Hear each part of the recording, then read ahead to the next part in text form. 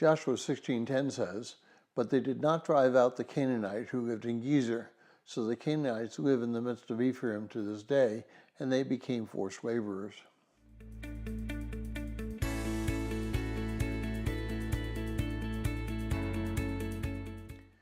Well, if you're joining us in reading through this 90-day reading plan, today's reading is Joshua 16 and 17, and I encourage you to read that passage.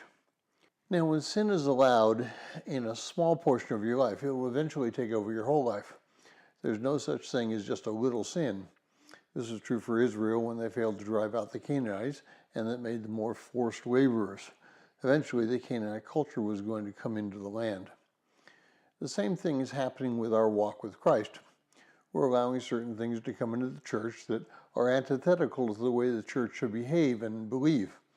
We are doing things for the sake of inclusiveness, and yet, in reality, the result is going to be that true belief is going to be overcome by a pseudo-belief.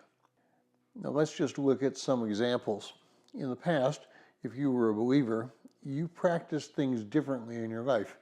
You may have purposely not done certain things on Sunday so that you might worship God.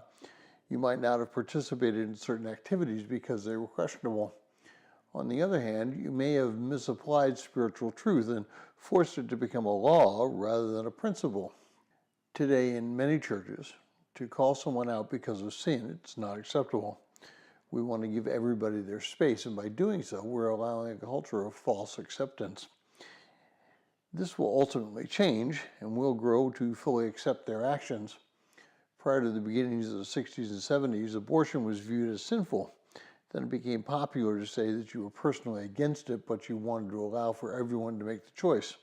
Now, even those who know better are actively supporting abortion when it's not a medical necessity.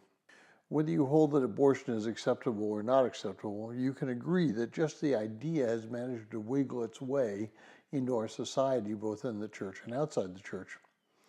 Now, we as Christians need to be careful to that which we hold and to that which we allow into our lives.